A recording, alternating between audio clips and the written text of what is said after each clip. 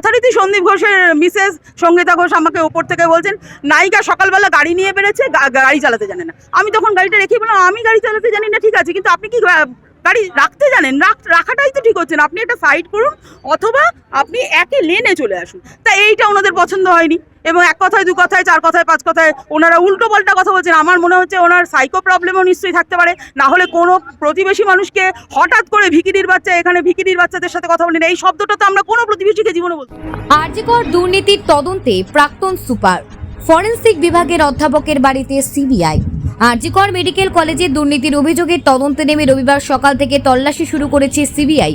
হাসপাতালে প্রাক্তন সুপার সন্দীপ ঘোষের পাশাপাশি সিবিআই আধিকারিকরা পৌঁছে গিয়েছে আরজিকর মেডিকেলের প্রাক্তন অধ্যক্ষ সঞ্জয় বরিষ্ঠ, ফরেনসিক মেডিকেল বিভাগের অধ্যাপক দেবাশিস সোম, হাসপাতালের মেডিকেল সরঞ্জাম সরবরাহের দায়িত্বে থাকা বিক্রম সিংয়ের বাড়িতে।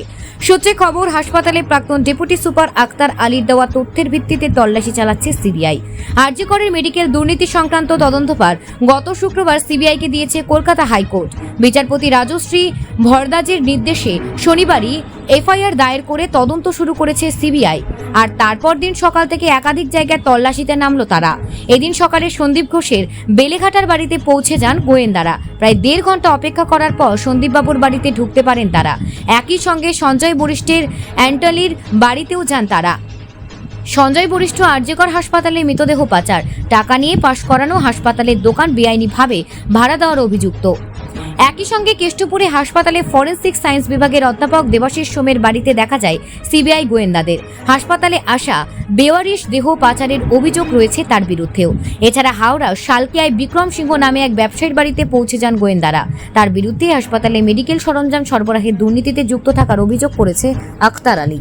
Bureau report, news prime times. দেখুন, এই দিকটা যারা থাকেন 85-এ তারা 21 সালেই নাকি এটা নিয়ে ওনার সাথে অনেক কিছু হয়েছে। আর আমি তো পোস্ট কোভিড নার্সিংহোম বাড়ি, অতএব আমি পরে যখন শুনেছি 1-1.5 বছর পরে, তখন আমাকে বলেছে ততক্ষণে ব্যাপারটা কিছুটা তো থিতিই হয়ে যাবে 1-1.5 বছর পরে।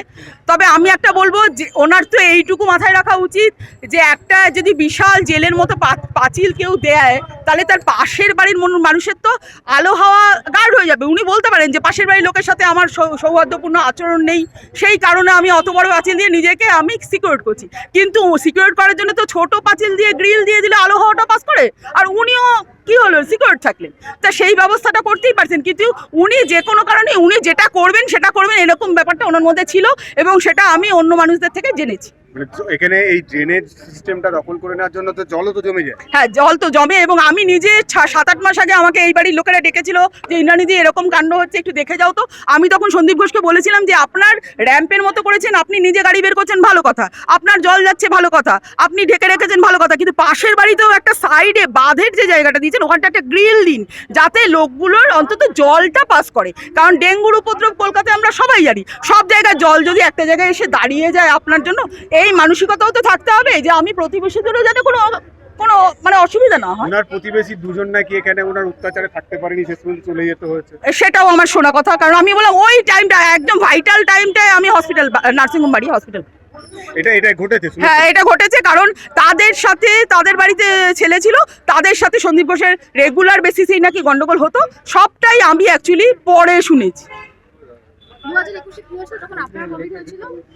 আমার যখন কোভিড হয়েছিল তখন এই 85-এর সাথে ওনার 83 বাড়ির সারাদিন রাত বিভিন্ন পারপাসে ঝামেলা লেগে থাকতো। আর ওনার যে আচরণ উনি আমার সাথে করেছেন সেটা তো আপনাদের বিভিন্ন মাধ্যমে আমি বলেই দিয়েছি, আর বারবার বলতে গেলে আমার বলে আপনাদেরকে প্রথমেই বললাম সবাই এক জায়গায় এসে শুনে নিন, কারণ মাইক ছাড়া আমার গলার অবস্থা খারাপ। কি কি করেছে না, একটা কথা শুনে রাখুন, আমরা আজকে প্রেস মিডিয়ার মাধ্যমেই জানতে পারছি যে উনি বারাসাতেও অনেক কাণ্ড করেছে। এবার আমার একটাই কথা, সেটা হচ্ছে বারাসাতে করেছেন মানে আরো অনেক বছর আগে করেছেন, এবং বারাসাতের যারা বাসিন্দারা তারা কি বলেছেন যে ওনার মা নাকি আরো মানে ডেঞ্জারাস, এই শব্দটা মানে ওনার মায়ের আচরণ নাকি আরো বাজে। হ্যাঁ হ্যাঁ, এই ভাষাটা যদি বলে থাকেন তাহলে একটা কথাই বলবো, যে কোনো মানুষের আচার ব্যবহার, তার চাল চিত্র চরিত্র সব গঠন হয় কিন্তু শৈশব থেকে। তা ওনার মার যদি এরকম আচরণ হয়, যেটা ওইখানকার বাসিন্দাদের থেকে শোনা, তাহলে আমরা ওনার থেকে কতটুকু আশা করতে পারি আমি বুঝতে পারছি।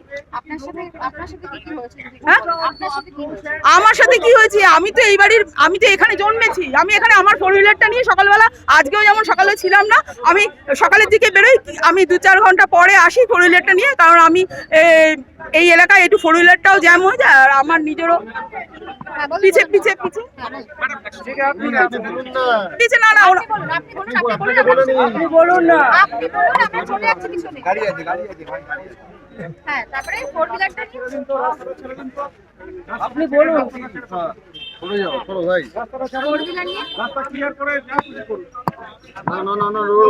তা আমি ফোর হুইলার দিয়ে আসছিলাম যথারীতি, উনি আসলে, আমি না, আপনারা বলছেন যে লজিক্যালি স্থানীয় প্রশাসন, লজিক্যালি মানে কাউন্সিলর, এদের কথা বলছেন, কিন্তু আমি যতটুকু বুঝেছি উনি সবার ওপরেই একটা প্রেশার ক্রিয়েট করার মতো মানসিকতা ওনার সবসময়। কি করতেন ফোর হুইলার নিয়ে আপনি যখন বেরোতেন? আরো চলবো, থোড়া থোড়া থোড়া থোড়া থোড়া ফোর হুইলার নিয়ে থোড়া যখন আপনি থোড়া থোড়া ঠিক আছে ঠিক আছে ঠিক আছে ঠিক আছে ঠিক আছে। ফোর হুইলার নিয়ে যখন আপনি বেরোতেন, আমি যখন আমি আমার বাড়িতে যাচ্ছি, উনি ওনার রাস্তার মাঝখানে গাড়িটা রেখে দিয়েছেন, এবার আমি যেতে পারছিলাম না, আমি বললাম আপনি একটু গাড়িটা এগিয়ে নিন, কারণ আমাদের সবার গাড়িগুলো এই, আমাদের প্রত্যেকে এই বাই লেনে সবার গাড়িগুলো দাঁড়ানো থাকে, আমাদের নিজস্ব মানে পাড়ার গাড়িগুলো। আমি বললাম তাহলে একটা কাজ করুন, এখানে তো ফাঁকা আছে, আপনি এইখানে সাইডটা রাখুন, তাহলে এই কানেক্টরটা ফাঁকা হয়ে যাবে, আমি যেতে পারবো। তা যথারীতি সন্দীপ ঘোষের মিসেস সঙ্গীতা ঘোষ আমাকে ওপর থেকে বলছেন, নায়িকা সকালবেলা গাড়ি নিয়ে বেরোচ্ছে, গাড়ি চালাতে জানে না। আমি তখন গাড়িটা রেখেই বললাম আমি গাড়ি চালাতে জানি না, ঠিক আছে, কিন্তু আপনি কি গাড়ি রাখতে জানেন? রাখাটাই তো ঠিক হচ্ছে না, আপনি একটা সাইড করুন অথবা আপনি একই লেনে চলে আসুন। তা এইটা ওনাদের পছন্দ হয়নি, এবং এক কথায় 2 কথায় 4 কথায় 5 কথায় ওনারা উল্টো পাল্টা কথা বলছেন। আমার মনে হচ্ছে ওনার সাইকো প্রবলেমও নিশ্চয়ই থাকতে পারে, না হলে কোনো প্রতিবেশী মানুষকে হঠাৎ করে ভিখিরির বাচ্চা, এখানে ভিখিরির বাচ্চাদের সাথে কথা বলি না, এই শব্দটা তো আমরা কোনো প্রতিবেশীকে জীবনে বলতে পারবো না। চিরশত্রু মনে করলেও কোনো প্রতিবেশী দাঁড়িয়ে আমাকে বলতে পারবে না যে ইন্দ্রাণীবালা কোনোদিন কোনো মানুষকে একটা বাজে উচ্চারণ এত বছরে করেছে। আপনার সাথে আমার মত পার্থক্য হতে পারে, মনের মিল না হতে পারে। কোনো কথা হতো বা উনি কিছু বলতেন? সন্দীপ ঘোষের বারবারই বলছি, সন্দীপ ঘোষ কোনো সামাজিক অনুষ্ঠানের মধ্যে কথা হয়নি, ঝামেলার মধ্যে কথা হয়েছে। কথা বোঝা যাচ্ছে? ওই যে এখানে জল দাঁড়িয়েছিল সে ব্যাপারেও কথা বলতে এসেছি যখন, তখন আরেকটা কথা একটু বলি, উনি কিন্তু আমি যেটুকু ফলো করেছি, উনি কিন্তু অত্যন্ত সে কূটনৈতিক সম্পন্ন কথাবার্তা বলেছেন, আমি এটা ফলো করেছি। কারণ এই খুব স্বাভাবিকভাবে মাল্টি স্টোরের বিল্ডিংগুলোর মধ্যে নিজেদেরও অনেক সময় মতের অমিল হয়ে যায়, ফ্ল্যাটগুলোতে উনি একটার কথা আরেকটাতে, একটা কথা আরেকটাতে, এই মানসিকতা ওনার মধ্যে ছিল, এবং সেই 10 মিনিটের মধ্যে আমি বুঝে গেছি সেই দিন। আর জল জমা